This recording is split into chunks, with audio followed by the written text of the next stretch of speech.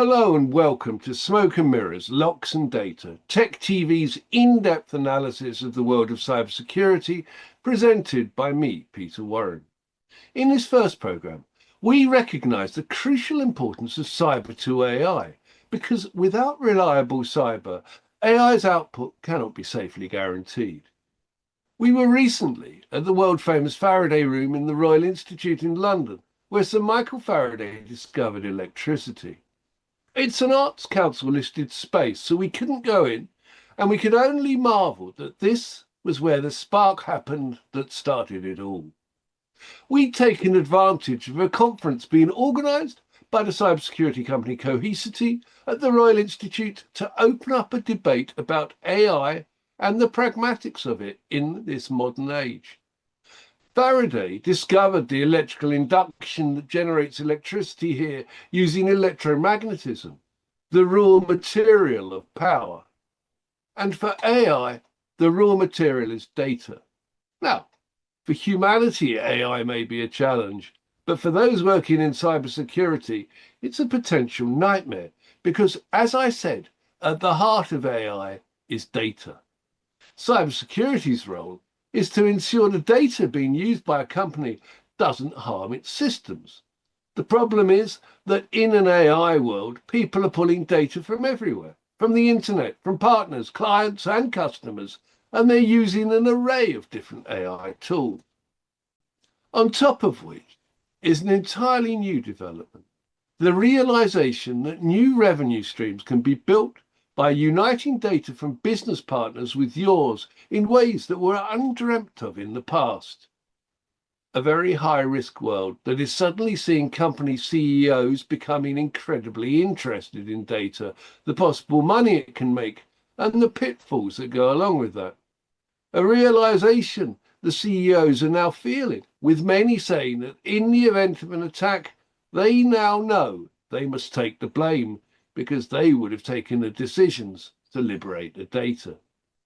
It's an incredibly tough call because AI wants to use data fast and to move it around, while the cybersecurity community's role is to make sure its mantra of confidentiality, integrity and availability is adhered to so clients and companies comply with regulatory and legal requirements.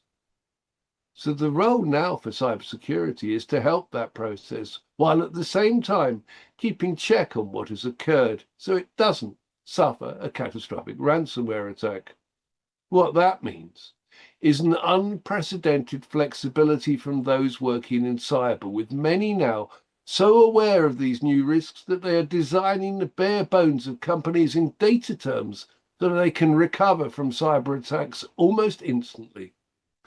It's a game of brinkmanship that we discussed with some of those at the conference and other experts. Here's Kit Beall, the Chief Revenue Officer of Cohesity, and the company's head of marketing, Carol Carpenter, on that challenge.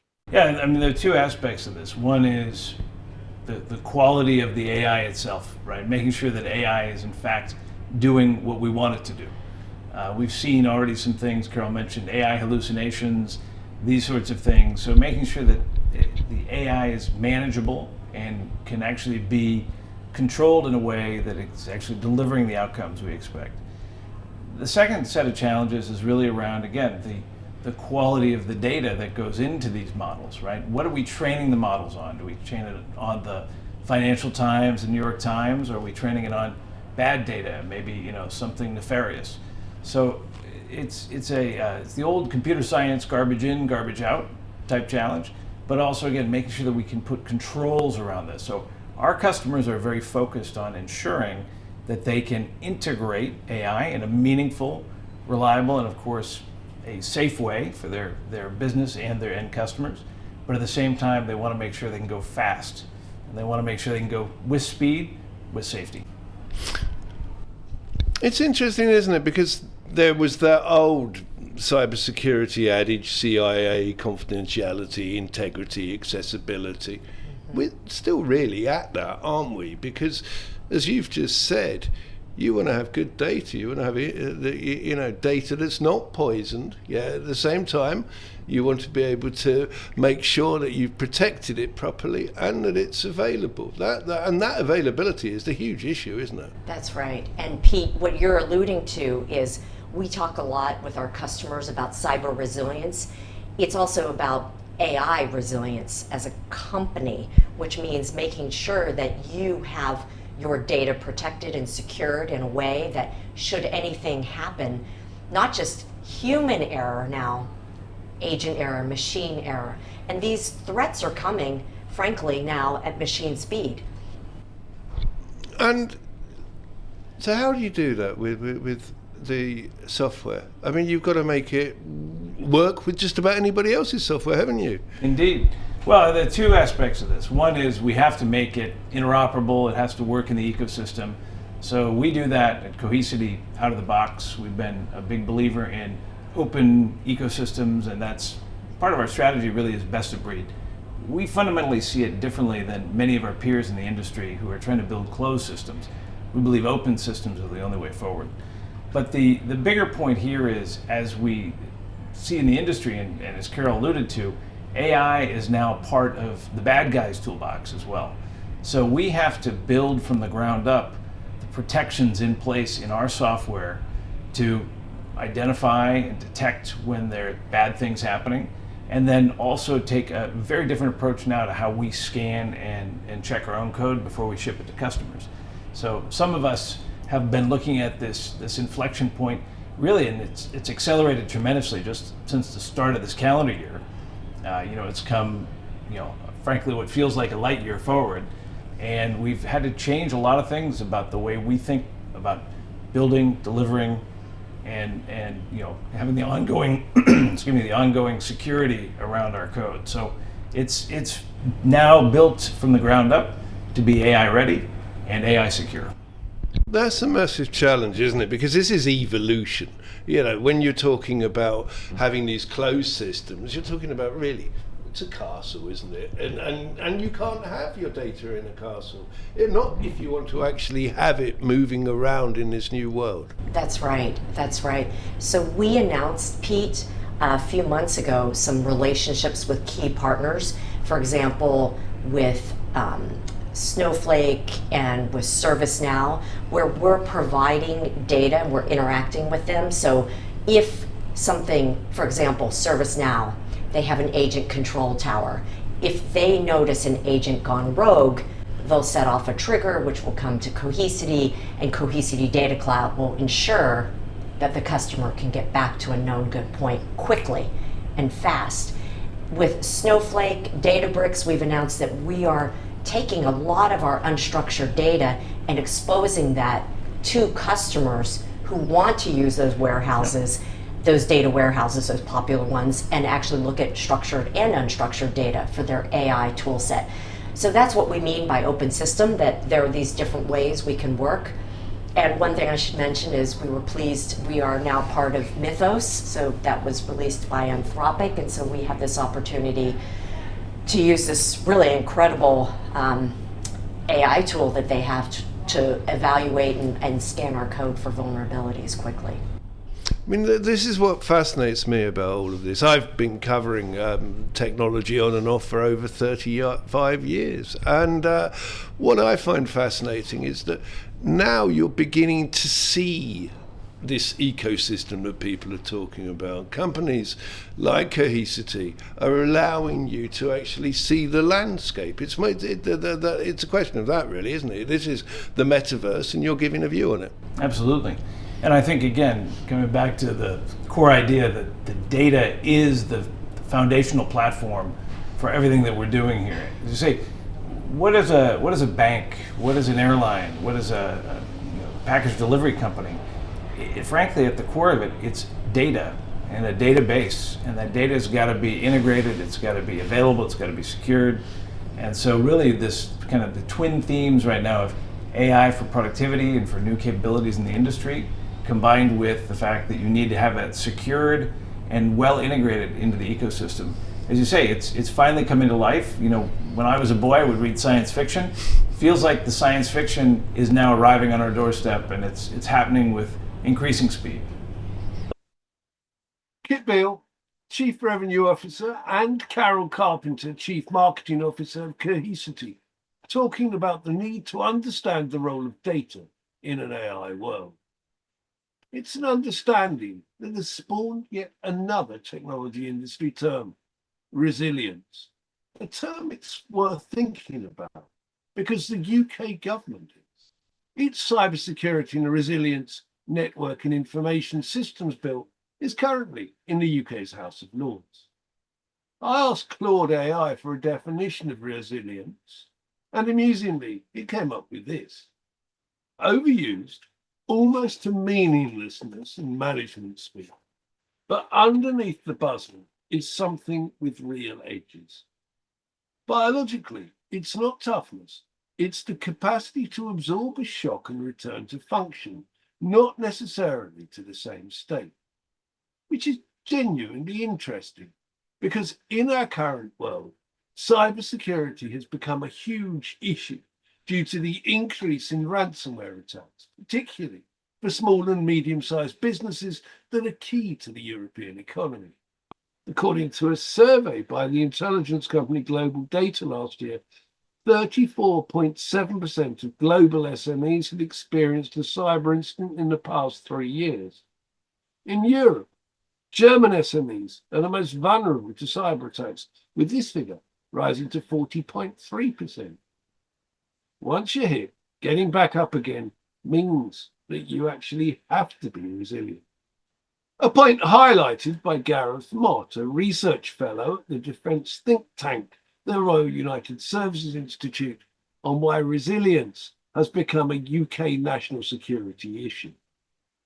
Do you think that we need more education about that then? Do you think that because a lot of companies, the SEC in America mandates that you should have people on the board who have some technological competence and awareness. Do you think we need the same here?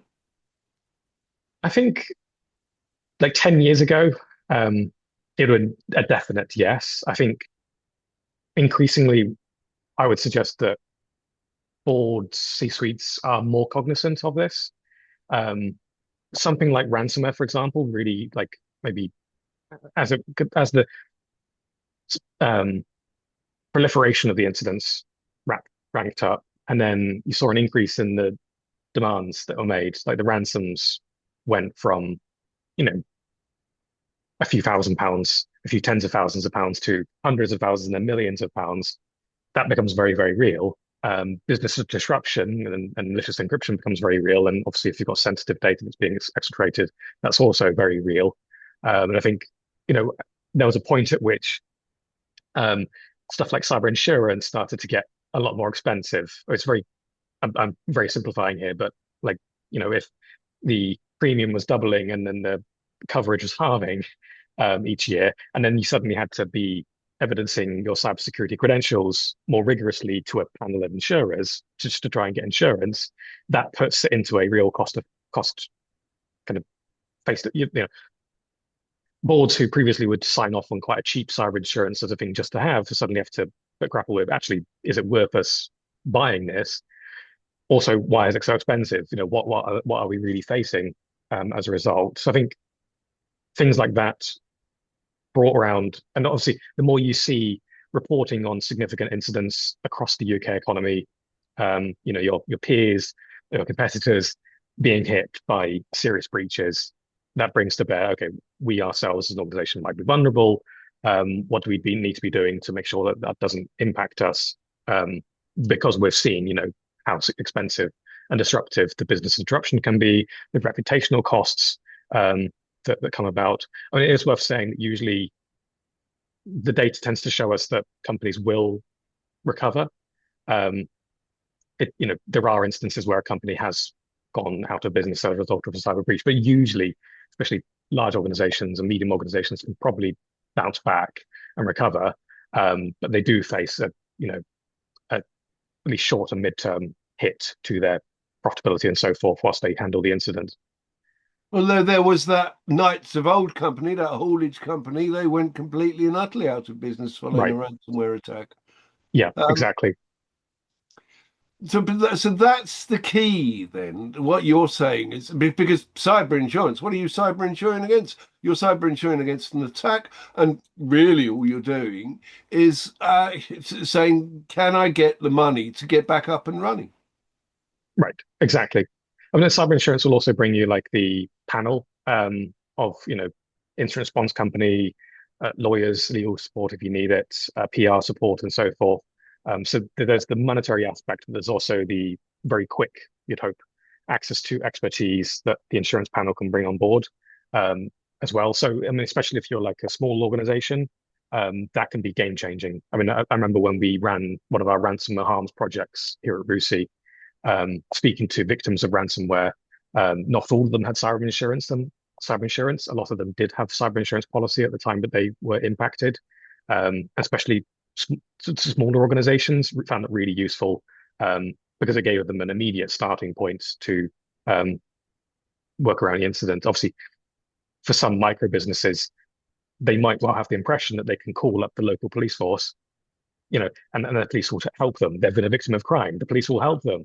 Um, and of course, that in reality, the police will, pop by. They'll give them a crime number. They'll offer, emotional support over a cup of tea, but they're not going to be remediating the incident. That is a private sector function ultimately. So I think lower down the rungs of the size of the organization, that can be game changing. Large organizations might not want the panel that's provided by the insurer. They might want to bring on their own expertise. They might have in-house expertise. So it's a bit different equation at that scale. Gareth Mott, Research Fellow in Cyber at the defence think tank, the Royal United Services Institute. Mott's points about the importance of cyber to data integrity reaching the highest level in companies was picked up on by James Blake at the event.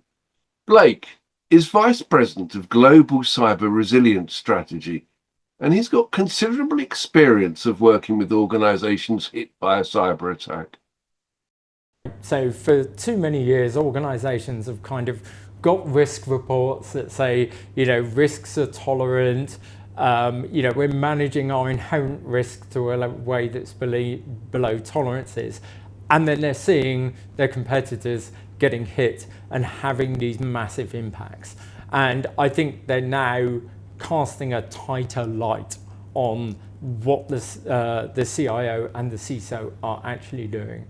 Like, are we just got the machine that goes ping, like in Monty Python, we keep buying technologies and magic bullets, or have we actually built an operational capability to withstand and sustain our essential business services during an incident? That is not a technology problem, that is a business problem, that's a revenue problem, that's a regulatory problem, and all these things sit with the CEO effectively. He has his guidance and his experts around him, but ultimately it sits with the CEO. And I think you're going to see more of this going forward. I mean, that's fascinating, isn't it? Because I hear people say to me so often, oh yeah, we've got to understand our data, which I find quite amusing in and of itself, because you would have expected them to have done so. However, what you're now seeing too, and what you've been highlighting, is the CEO is going to have to understand his business in a really much, much larger way than they have before. Yes, or lean on their heads of line of business to do it well. So the CEO can take the governance role, but ultimately he needs to enforce that at least these heads of those business units understand the relationships between their data, their services, their users, and also regulators and all those other requirements that sit there.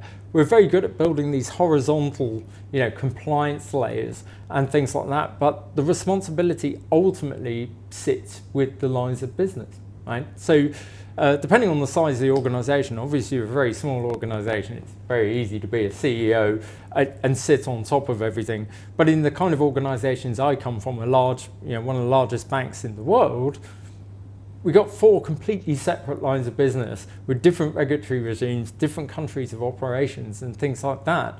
So it's very important that the line of business are empowered, but also they have the right governance structures for the area of the business that they are responsible for. So you need this tone from the top. You need the CEO to be governing the overall governance, but you need the lines of business to take responsibility for the risk in their area, understanding how their services deliver those safety, compliance, contractual obligations and revenue. And these are all business questions, not a lot of technology here. Cohesity's James Blake. Rachel Hyam, an advisor to the giant consultancy PwC on business resilience, was also speaking at the event. And she has had hands-on experience of being on the receiving end of a cyber attack that made national newspaper headlines. And for her, that taught her a lot about the word resilience. I think the most important capability pre an incident is having designed and defined your minimum viable company. And that's a subset of your business processes and outcomes that help you prevent having customers and colleagues suffer harm, help you deliver regulatory outcomes, help you avoid catastrophic commercial loss, and also build or retain trust in the marketplace. Understanding what that is ahead of time and defining it in peacetime rather than trying to understand that during the moment saves an awful lot of cognitive overload and helps you prioritise in the moment with imperfect information and very short amounts of time to make sure you recover the most important things first. That sounds like a bit of thinking that's pretty modern. I wouldn't have thought many organisations have done that, have they? No, most organisations have playbooks to recover business outcomes, assuming technology remains in place. Where the minimum viable company concept has come from is from the product ownership world, and relies on the fact that technology may well not be there. You may not be able to trust your tier 0 infrastructure foundations. You may not know you have a secure network perimeter, secure identity, secure CI/CD pipelines, or even a secure collaboration environment. So what's the main thing that an organisation should do right at the beginning? It's a cross-business organisational conversation that looks at what are our mission-critical outcomes, what's that 10 to 15% of everything we deliver to all our different stakeholders that we need to be able to recover very quickly to give us time to recover everything else. So it's that sort of survival life raft, essentially. I know this is a bit of a sort of open-ended question, but what is recover quickly? What should that really mean? Your business defines what quickly means. It's your outage tolerance. How long can your business survive without having insufferable loss across any of its outcomes? So it's a business decision on how long. Typically, it's a matter of days, not weeks or months. Rachel Hyam, PwC, on a relatively new idea, a minimum viable company. What are the parts of your company that you have to keep going so you don't go under? It's the way of thinking that has to be developed in these 21st century times. The cyber insurers want companies to develop cyber posture, thinking about how you can be attacked and taking the necessary steps. Designing the basic company as a survival mechanism is a new concept. And for Blake, who we heard from earlier, this, though, is the future thinking for an AI world. Yes, I mean, AI is a double-edged sword, right? And there's two aspects of threat from it. So we can use AI for good. So we use a lot of machine learning models, for instance, to detect anomalies and deletions and encryption to identify those attacks. So, and we're seeing a lot of security capabilities empowered by AI. But then there are two risks related to AI. The first one is everyone is throwing their data everywhere, right? Like inside the organization to pockets of models where it's not very well controlled and governed, or even up into cloud services and things like that. What kind of data are they putting there? So we spent years trying to go back to this good zero trust governance model of data, and now all of a sudden we're throwing it everywhere. So that's an inherent risk, but probably too long to go into in this conversation. But the one most relevant to destructive cyber attacks is the discovery of vulnerabilities. So frontier models like ChatGPT Cyber and Anthropic Mythos, they're very good at finding vulnerabilities. But I think there's a lot of people saying the sky is falling, new types of attacks. It's not new types of attacks. It's just more of the same. the way the adversaries are getting in, we see a third of the attacks on our customers come in through vulnerabilities. So now they're just finding the vulnerabilities faster and easier, right? So we've lowered the skills threshold to discover vulnerabilities. We're going to discover more vulnerabilities. But the answer, building resilience, is the same. We haven't fundamentally changed what we need to do to rebuild the trust after these kinds of incidents. So organizations, the nature of ransomware and wiper attacks hasn't changed, but our response to it needs to be a little bit more prioritized. But it's the same as it was a year ago. Yeah, and I think as we've gone into AI, if you think about that, organizations are seeing all sorts of new uses for their data that they haven't historically thought about. So they're talking about retaining more data than they ever have before because of the insights that they can draw for that. But I think the realization, just looking at all of the different logos that are hitting the headlines, organizations are seeing their peer organizations suffering huge elongated downtimes, which their business are promising them that they won't suffer. So boards are now leaning into the senior executives and making sure that they're governing the process as well and asking really awkward questions. James Blake, the Vice President of Global Cyber Resilience Strategy at Cohesity, on what is perhaps the thorniest AI issue for the cybersecurity industry. The demand for data to be available, not just for business use, but also so it can be developed to provide a revenue stream in and of itself when combined with other data, which raises a topic of open source. The idea that you are not tied to proprietary systems, and one that is essential to an AI hungry for data. Taking in that data is an enticing prospect to a business, but one fraught with peril, as Rhys Oxenham, the Vice President for AI at the open source AI company SUS, sets out. But I would also say that we are still in the infancy of AI adoption in the industry. Yes, AI has been going on for a number of years now, but we are always going to be, at least in this kind of early onset, having lots of different capabilities. It's almost like the Wild West with new organizations springing up, existing organizations having to rapidly adapt their strategies and their capabilities to differentiate, to offer new services, to disrupt existing implementations. And so, yeah, you're entirely right that there is a, shall we say, a little bit of sprawl in the industry. There are new organizations coming out with leading capabilities.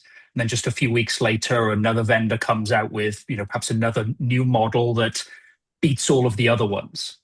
And so we are seeing that in this kind of frontier model world, this is the likes of Anthropic, OpenAI, xAI, and all these big labs. They are competing out at the forefront. But what I would also say is don't underestimate the world of open source.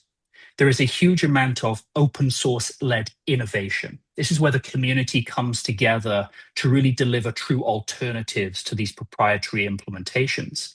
And what we are seeing is that within that world, you not only get access to innovation, but you fundamentally build your own operational resilience. And what I mean by that is you can build those same capabilities, almost frontier-level capabilities, within the enterprise. And that is what our customers are really coming to us to ask for. Okay, so and there is an interface that people are using, which apparently is incredibly important. And I understand that it's called MCP or something. So the way that I like to describe the world of AI is to look at it through two distinct lenses. You have infrastructure for AI and AI for infrastructure. When we talk about infrastructure for AI, this is where organizations are building infrastructure to run AI applications on top. Okay, so that's one classification.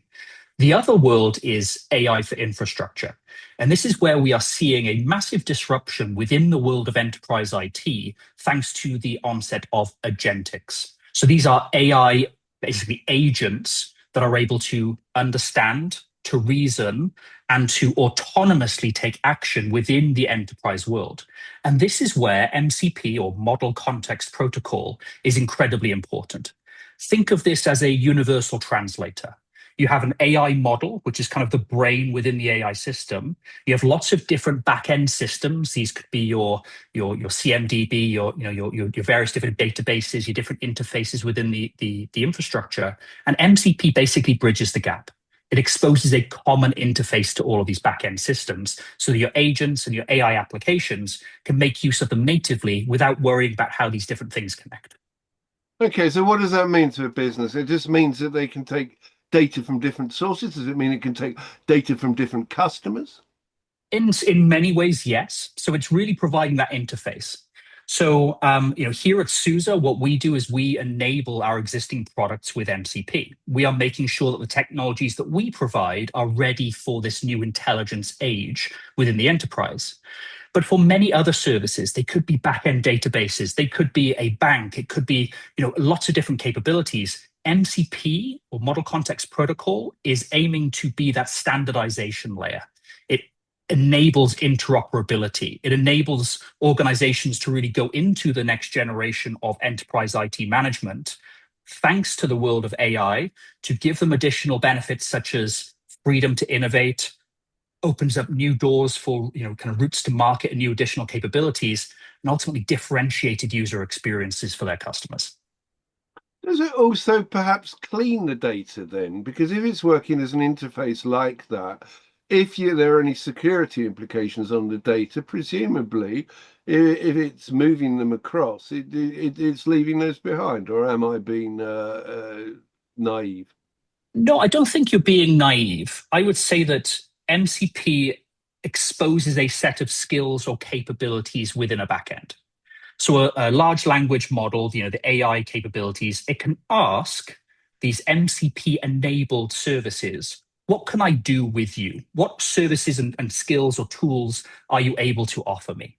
It will interact with those, grab the data that it needs, and then through its LLM behavior, it is able to infer. That's where we get the term inference from. It infers based on what data it has and what capabilities it has on that.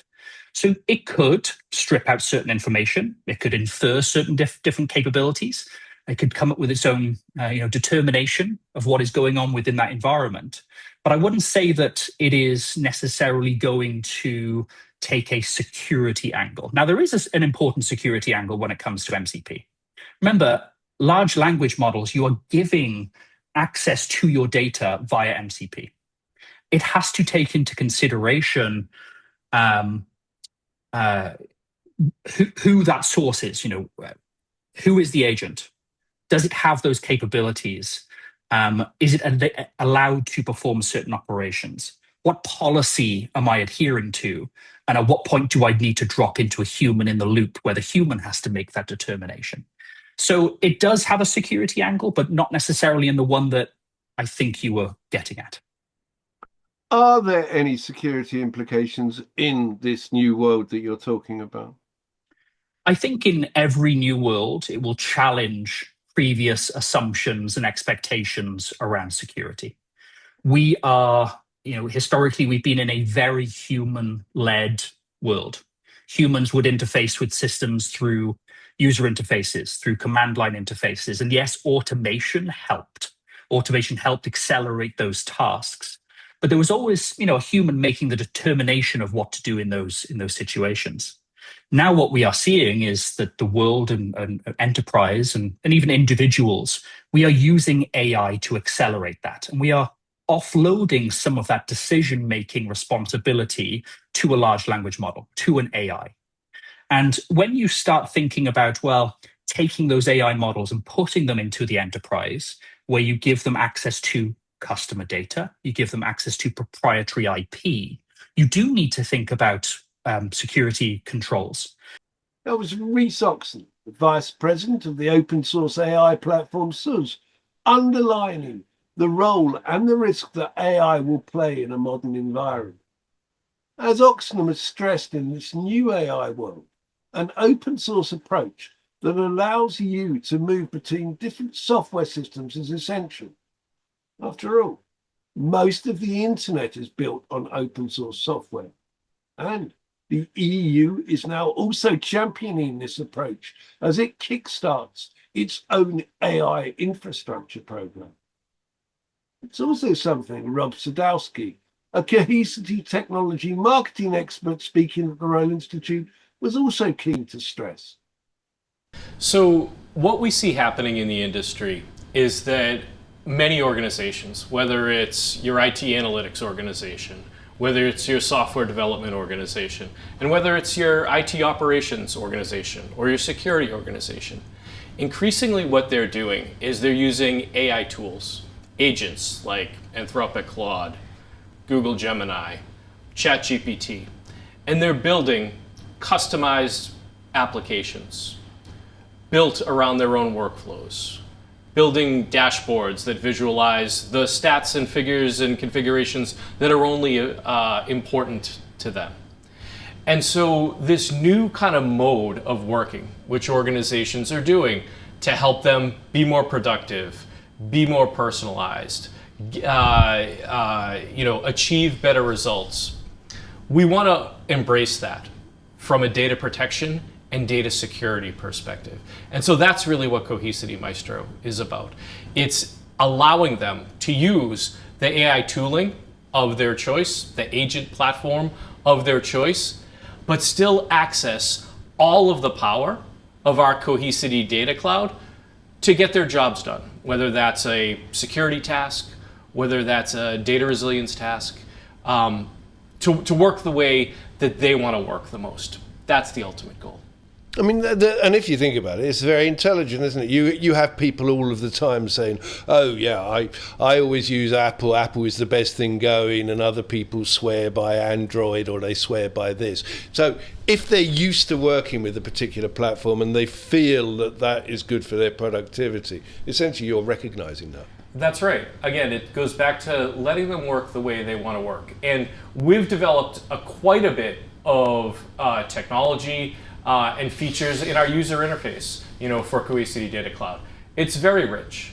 It includes AI assistants. It includes AI agents. But some organizations, and many organizations increasingly are doing this more and more and more, they're working not only with the tools in the products, but those AI agents outside. And so again, whether they choose to work completely within our platform, whether they want to mix, or whether they want to work completely with that new, agentic platform, we want to support them because ultimately we're helping them get to the best outcomes possible. And that's almost always going to be with the tools, most effectively with the tools that they really choose to use. And there's this one called MCP, and it's incredibly important, isn't it? Yeah. Tell us about that. Yeah, so MCP is really the standardized interface that most platforms have adopted to allow agents to interact with that platform, exchange data, issue commands, get information back, and so forth. And so really it helps us standardize and work with multiple platforms. It's really makes it easier for us to do what we want to do to allow us to work with these things. That's all. And so again, that's a recognition, isn't it? You're recognizing that that's an essential thing to do, and that's the way to actually achieve it. Absolutely. I mean, Cohesity has always been focused on an open approach, whether it's opening up APIs in our product, whether it's supporting standards for example, exchange of encryption keys, whether it's supporting many of the regulatory standards that are out there. We have always, and just building an ecosystem of partners where we integrate products. And so we've always been very, very aware of working within the ecosystem of products that our customers use, again, to help them be more productive, to fit in, to allow them to not only leverage their existing investment, but increase their capability through integrations with our platform. Okay, now this isn't jargon, it does sound a bit weird. Headless. What is headless? Right. So headless is a term that others in the industry have coined around the idea that most of the interaction with an application or a platform will be done by agents through these programmatic ways and not through a user interface. So if you think of the user interface as being the face or being the head, it's a headless. In other words, I'm not interacting with the main user interface of the product. I'm interacting through another means, in this case, some of the standards that we talked about. And that apparently stops rogue AIs. How does it do that? Is it just because it hasn't got a head? Well, I think that one of the most important parts of this is that all of the actions that go through that interface are governed. So there are security features, there are authentication, there's authorization. We do that based on roles, and so it's not like any agent can go and call the system and achieve anything that you want. It depends on the entitlements, and again, the fact that it is both authenticated and authorized to perform and interact in the way that it does. Okay, and while the MCP standard provides a point of integration, is there a greater need now for something similar? I think that the most important thing to think of is that organizations are trying to achieve better resilience outcomes. So whether that comes through using an agent to help them, whether that agent is inside the platform or outside the platform, whether they prefer to interact through their own the interface that we give them in the product, or whether they want to do it through an interface that they're controlling a little bit more in programming. At the end of the day, what matters most is that they were able to operate the most effectively.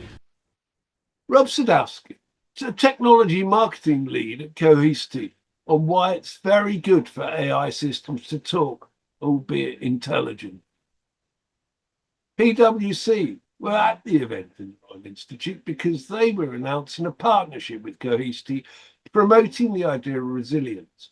Because, according to Karen Penn, PwC's digital and cyber resilience lead, it makes sense to work with a company whose software is aligned with PwC's thinking on the future. So cyber recovery differs enormously from traditional disaster recovery, which I think most of us have grown up being much more familiar with. And in a ransomware scenario, you're effectively working with a large number of unknowns and an incredibly large level of complexity, because you're not just recovering individual systems that may have failed, you're recovering your business. Therefore, it's very much a business-led challenge. It's not just a problem that sits within the domain of the technologists in any organization anymore. And you're working at pace under tremendous pressure to make some incredibly tough decisions without all the information you would generally wish to have. Karen Penman from PwC on the paradox of the 21st century. Steering a vehicle at high speed without crashing. And if you do, ensuring that you still have your engine, steering wheels and brakes intact so the driver and passengers can carry on. So as we found, for cybersecurity to work with AI in the 21st century, it has to say yes, but it also has to control the risks that involves. There is good news though, because cyber is now integral to AI, which will drive increased board awareness of good controls, which inevitably means more resources being devoted to the issue and budgets rising. On the 7th of July, in the UK Prime Minister's residence in Downing Street, the Technology Minister Liz Kendall announced that 60 major businesses had signed up to the UK Cyber Resilience Pledge.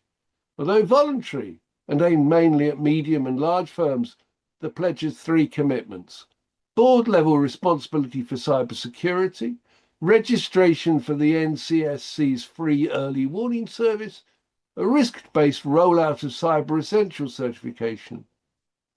Liz Kendall framed it as showing cyber resilience is no longer just an IT issue, it's a business imperative. So hold on to your hats. The ride has suddenly got serious as companies try to balance AI and cyber and thrive. London's Cohesity event at the Royal Institute was part of a series. The company will be following it up with a global event. You can find the details of that here.